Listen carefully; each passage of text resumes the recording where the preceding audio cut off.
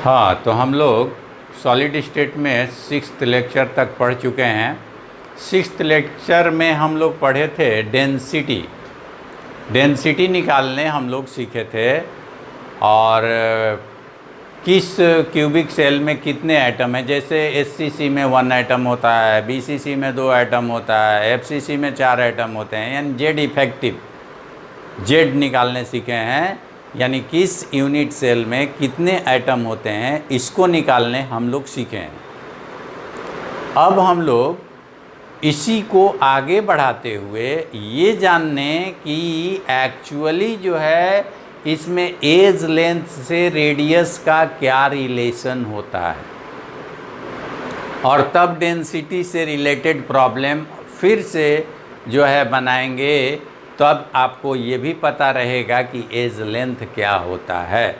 तो आप सबसे पहले ध्यान दो, सबसे पहले आप इधर को ध्यान दो। किधर को ध्यान दो? Analysis of cubic system. Cubic system का अपन लोग एनालिसिस करने जा रहा है। तो अपन लोग जब क्यूबिक सिस्टम का एनालिसिस करेगा तो सबसे पहले तो क्यूब का एक एज लेंथ होगा, और आप जानते हो कि क्यूब के सारे एजों का लेंथ इक्वल होता है। एक क्यूब है, उसके सारे एज का लेंथ इक्वल होता है, आप ये जानते हो। इट्स योर क्यूब, ये आपका क्यूब है, और इस क्यूब का सारे साइड का लेंथ, ये साइड का लेंथ अगर a है, देखिए भाई, इस साइड का लेंथ a है तो इसका भी लेंथ a है, तो इसका भी लेंथ a है। तो क्यूब के सभी साइडों का लेंथ इक्वल है, यानी a है। मान लीजिए है, ये तो आपकी मर्जी कि आप किसे क्या मान लेते हैं। गधे को घोड़ा मान लेंगे तो थोड़े कोई मना करेगा, है ना, और गाय को बैल मान लेंगे तो कोई मना थोड़े ना करेगा। तो ये आपकी मर्जी कि आप किसे क्या मानते हो। तो आप क्यूब के एज लेंथ को जो है a मान लो, और सारे एज यानी सारे साइडों का लेंथ इक्वल होगा, सभी साइड का लेंथ बराबर होगा। तो चलिए, ये सभी साइड का लेंथ आपका बराबर हो चुका है।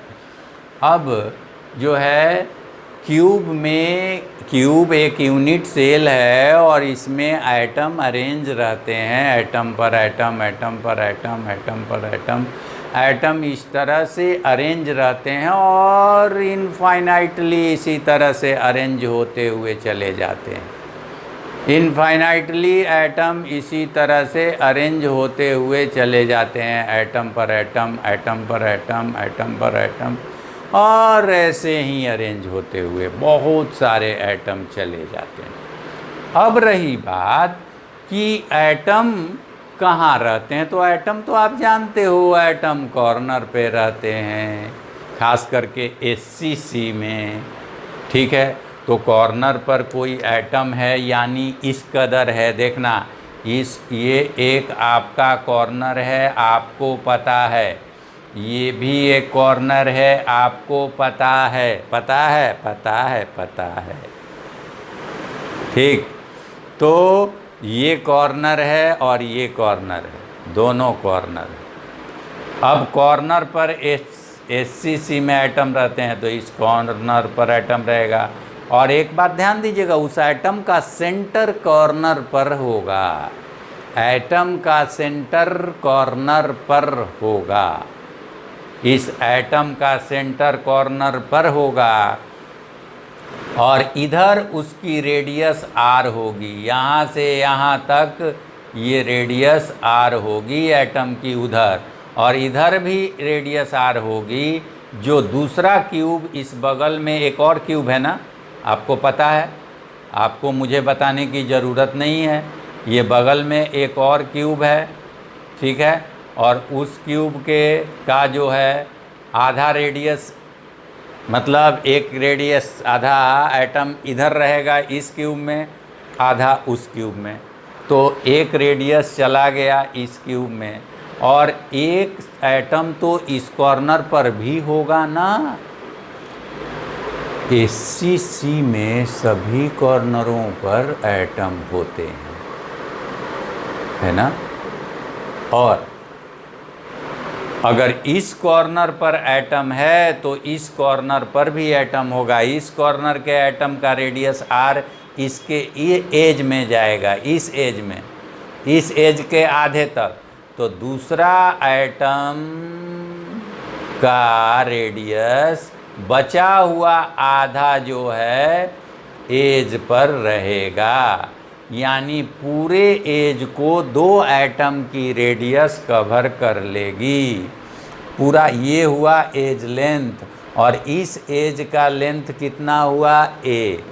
इस एज का लेंथ कितना हुआ बाबू, ए हुआ। इस एज का लेंथ ए हुआ, और ए के अंदर दो एटम आए हैं, और दोनों का रेडियस, एक एटम का रेडियस आर यहाँ से यहाँ तक, और दूसरे एटम का रेडियस आर यहाँ से यहाँ तक आया है। हाँ जी, इस तरह ये दोनों एटम का रेडियस इस कदर आया है। हाँ जी,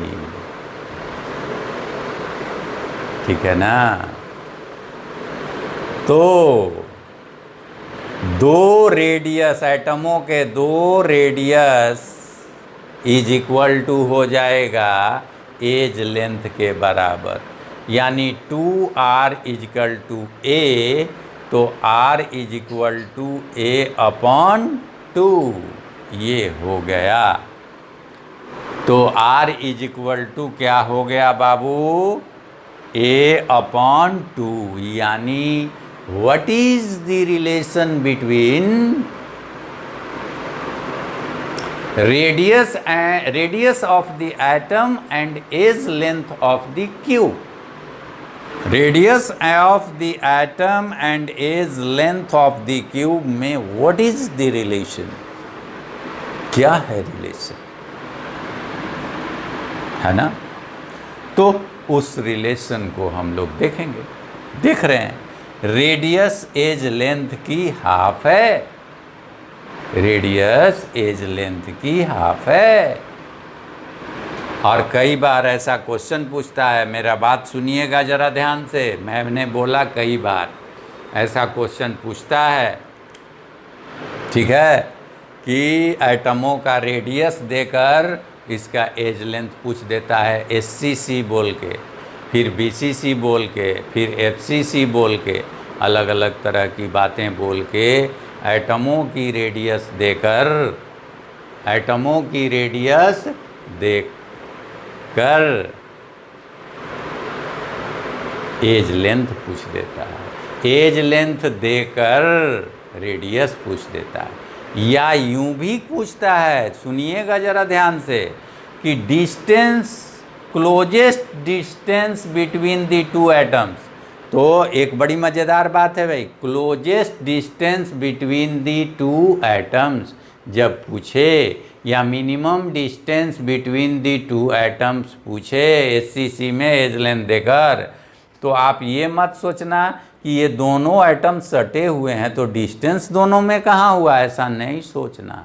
जब क्लोजेस्ट डिस्टेंस पूछे, मिनिमम अप्रोच पूछे, मिनिमम अप्रोच पूछे कि अप्रोच कितना है दोनों के बीच मिनिमम, या क्लोजेस्ट डिस्टेंस कितना है, तो आप इसके सेंटर, सुनिएगा, यस, इसके सेंटर से इसके सेंटर का डिस्टेंस बता देना, यानी एज लेंथ बता देना, यानी रेडियस का डबल बता देना।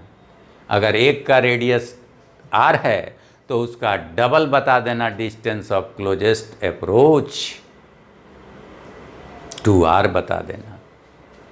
अगर एक का रेडियस 2 एंगस्ट्रम है तो जो है edge length closest distance of closest approach बता देना 4 एंगस्ट्रम। हाँ सुन लीजिए, क्वेश्चन पूछेंगे, you must be alert for my question, that's why you are going to solve the problems. तो ये दोनों के सेंटर से डिस्टेंस निकालने को डिस्टेंस ऑफ क्लोजेस्ट अप्रोच बोलते हैं। तो distance between the centre of two atoms is known as distance of closest approach.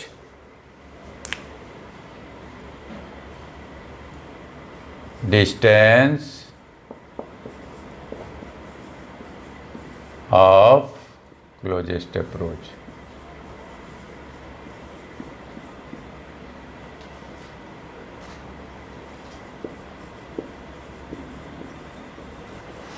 is equal to distance between the center of two atoms.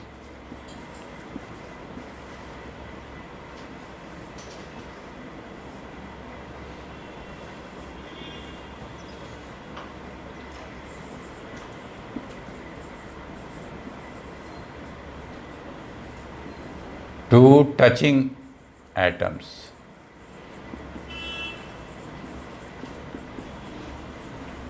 दो एटम जो एक दूसरे को टच कर रहे हैं। यहाँ भी अगर डिस्टेंस ऑफ क्लोजेस्ट अप्रोच पूछा जाए तो यहाँ इस एटम का सेंटर देखिएगा, इसका सेंटर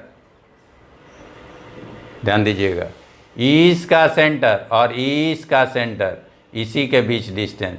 तो इसका तो पूरा रेडियस 2r आया है, पूरा डायमीटर आ गया है अंदर में, है ना।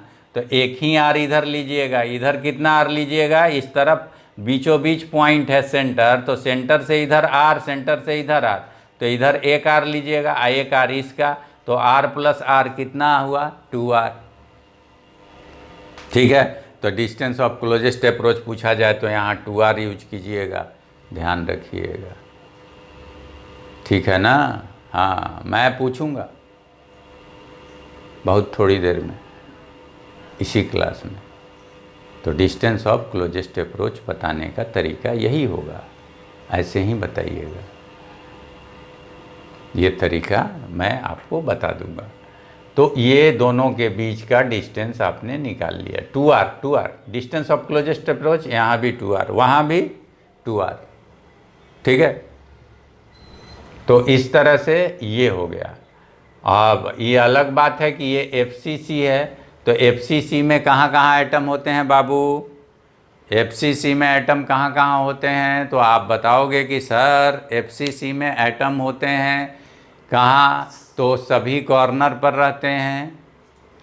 FCC में एटम सर सभी कॉर्नर पर रहते हैं और अलोंग विथ उसके साथ साथ सभी फेस पर भी रहते हैं। 6 फेस होता है, 6 फेस पे रहेगा, ऑल 6 फेस पे रहेगा, एंड साथ साथ सभी कॉर्नर पे रहेगा। सर ऐसी बात होती है। तो इन case of FCC the atoms will be at the all corners along with the all faces.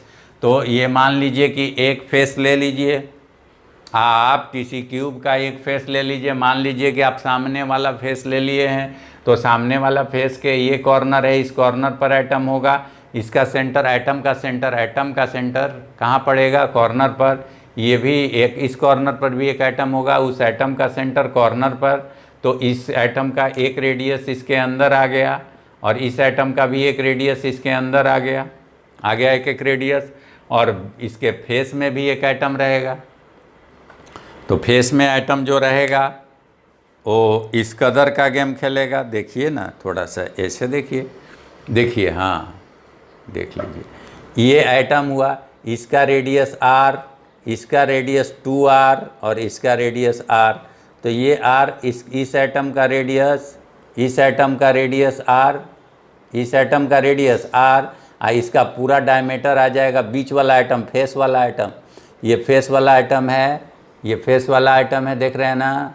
तो ये फेस वाले आइटम का पूरा 2r, इस एटम का r, इसका पूरा 2r और इसका फिर r, तो r plus 2r plus r, ठीक है।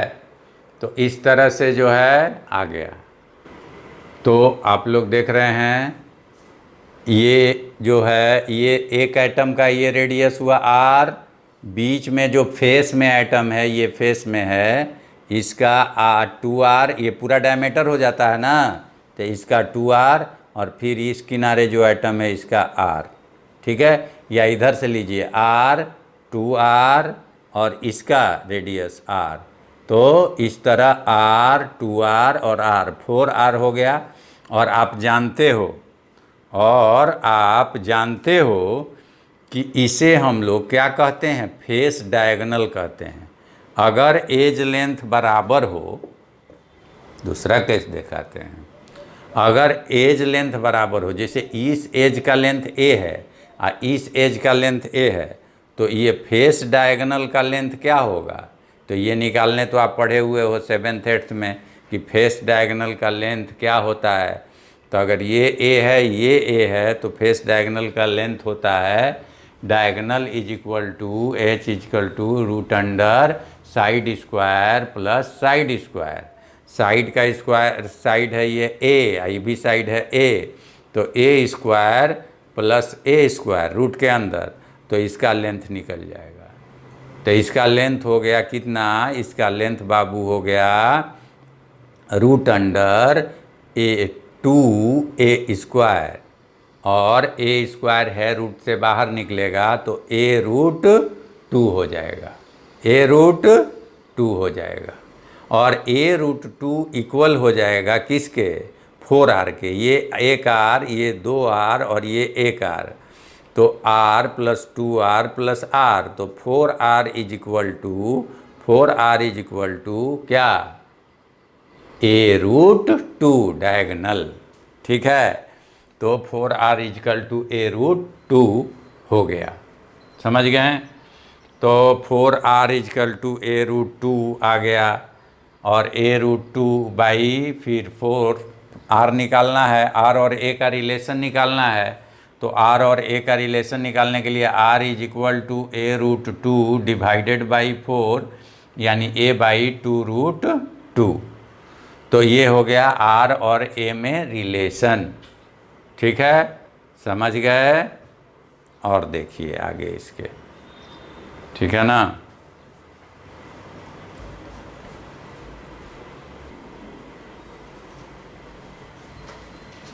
ये केवल क्वेश्चन लिखिएगा, ये वाला पहले ही वाला है, इसी से रिलेटेड ये क्वेश्चन था एक आया हुआ, तो देखे तो सोचे कि भाई पढ़ाए हैं तो अभी बता ही दें। नहीं तो एक क्वेश्चन है जेई मेन में 2017 में आया था, और क्या था ये क्वेश्चन था कि एक metal crystallises in the face centred cubic structure, ठीक है, FCC क्यूबिक स्ट्रक्चर में क्रिस्टलाइज करता है। The edge length of its unit से लीजिए a कह दिया, एज का लेंथ a है, एज का लेंथ कितना है भैया, एज का लेंथ a है, ठीक है। The closest approach between the two atoms in the metallic crystal will be, दो एटम के बीच का क्लोजेस्ट अप्रोच बताना है। तो इस एटम के सेंटर और इस एटम के सेंटर, ध्यान दीजिएगा, इसका सेंटर और इसका सेंटर, इस दोनों के बीच का डिस्टेंस बताना है, या इसका सेंटर और इसका सेंटर दोनों के बीच का डिस्टेंस बताना है, यही बताना है ना। क्या कहा जा रहा है, दी क्लोजेस्ट अप्रोच यानी कि इसके सेंटर और इसके सेंटर के बीच का डिस्टेंस तो 2r है, इसके से ये r और ये r 2r, और ये r और ये r 2r, तो 4r था a रूट 2 बाई 4r किसके बराबर था, रूट 2a स्क्वायर, यानी a रूट 2 के बराबर। तो आपको निकालना क्या है, 2r निकालना है, 4r नहीं निकालना है। क्या निकालना है, न 4r निकालना है न r निकालना है, तो क्या निकालना है, 2r निकालना है। Distance between the centre of the two atoms, तो you have to find the distance of closest approach in case of FCC। तो 4r फेस डायगोनल के बराबर होगा। फेस डायगोनल, इसे डायगोनल कहें या इसे फेस डायगोनल भी कह सकते हैं, क्योंकि एक बॉडी डायगोनल भी होता है। ये फेस डायगोनल है, ये कौन सा डायगोनल है? Face diagonal. तो 4r is equal to face diagonal, face diagonal जो किसके बराबर है? a√2 के बराबर है। तो 2r is equal to a√2/2। ये कैंसिल a/√2। a/√2 किस चॉइस में आंसर है? वो देखिए आप, डी चॉइस में है। तो आप डी को क्या कर दिए? टिक कर दिए, फाइनल कर दिए, आ गया आपका। ठीक है ना?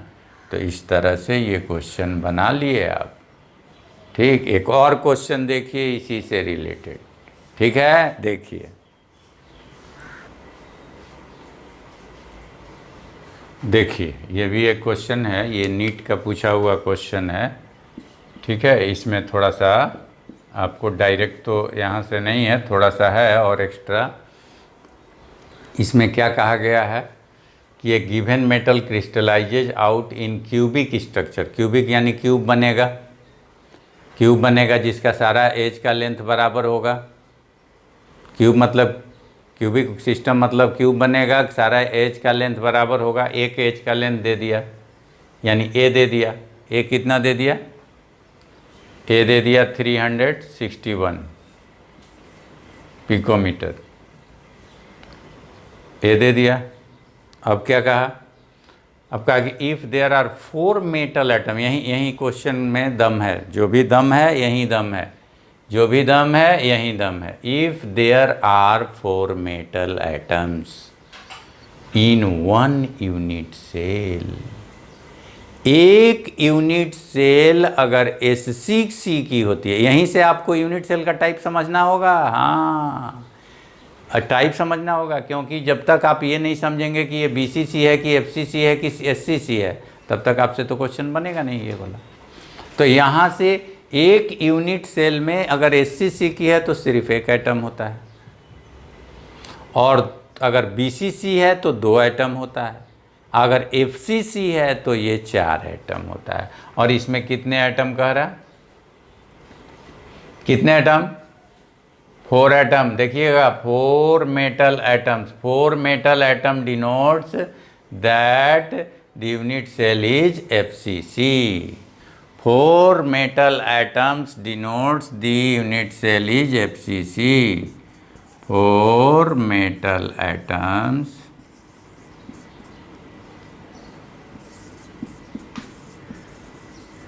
denotes that the unit cell is FCC, और FCC हो गया, बस यहीं से काम हो गया। अब FCC होगा तो मतलब 4r इजकल टू a√2 होगा, यही ना होगा। तो FCC के लिए 4r is equal to a√2। तो आपको क्या निकालना है? What is the radius? r निकालना है। तो r is equal to a√2/4। A का वैल्यू दिया हुआ है 361 पिकोमीटर इंटू √2/4।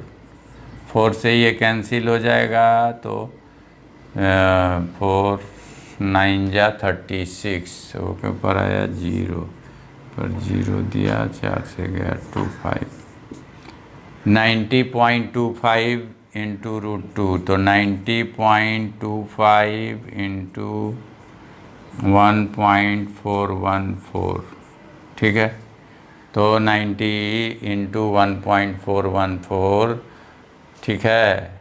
तो ये कितना हो जाएगा?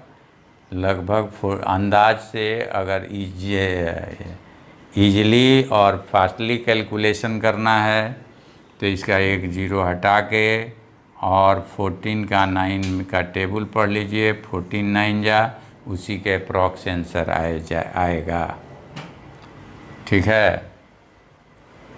तो 14 10 जा 140 होगा, 14 10 जा 140 140, तो 14 9 जा कितना होगा, तो थोड़ा सा कम कर दीजिए 140 से, 140 से कम वाला आंसर जो है सही होगा, तो ये आंसर सही हो गया।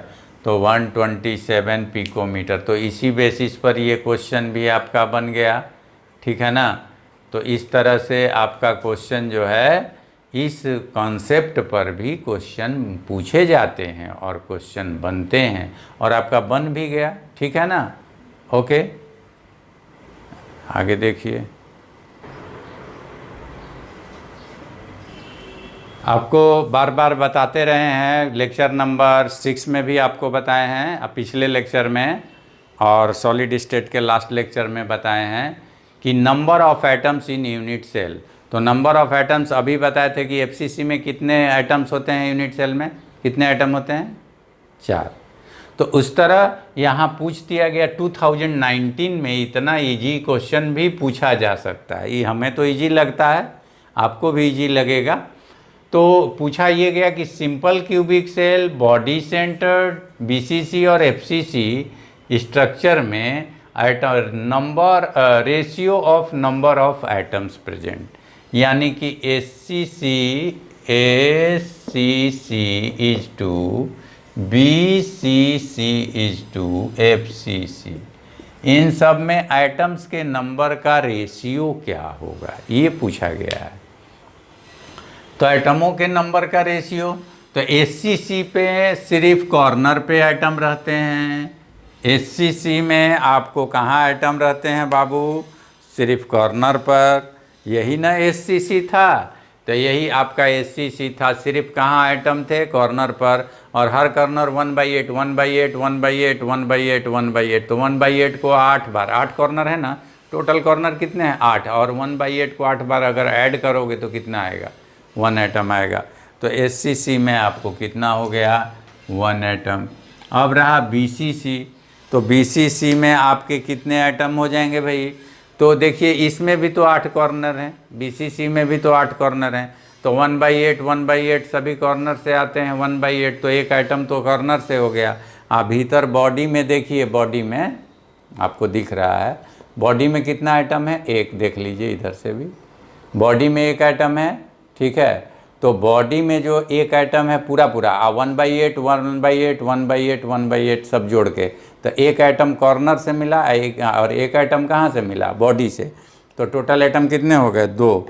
तो ये बीसीसी में 2 आ जाएंगे। और एफसीसी में आपको जो है कितने आइटम होंगे, तो कॉर्नर पर सब ये 1/8 1/8 1/8 1/8 1/8 1/8 1/8 1/8, 8 कॉर्नर हैं, 8 कॉर्नर से 1/8 को 8 बार जोड़ोगे तो कितना आ जाएगा, एक आइटम। अब देखो फेस का, आगे का फेस देखो हाफ एटम, इसी के जस्ट पीछे देखो हाफ एटम, ठीक है। तो ये हाफ और ये हाफ, एक एटम हो गया। ऊपर का हाफ और नीचे का हाफ 2 एटम हो गया, और इधर का हाफ और इधर का हाफ 3 एटम हो गया। इस तरह से आप जो है फेस में 3 एटम और कॉर्नर पर 1 एटम, तो टोटल एटम कितने हो गए एफसीसी में, एफसीसी में टोटल एटम आपके आ गए 4। इस तरह 1:2:4 होंगे एटमों का रेशियो। एटमों का रेशियो क्या होगा, 1:2:4। तो ये आपका रेशियो हो गया। इस तरह ये क्वेश्चन आप बना लिए, ठीक है। अभी हम लोग देखेंगे अब बीसीसी में analysis of radius and edge length. तो एटम के रेडियस और एज लेंथ में एनालिसिस जारी रहेगी। इन अगला लेक्चर ये अब तुरंत वो क्या होगी, दोनों में relation, edge length and radius में रिलेशन, ठीक है।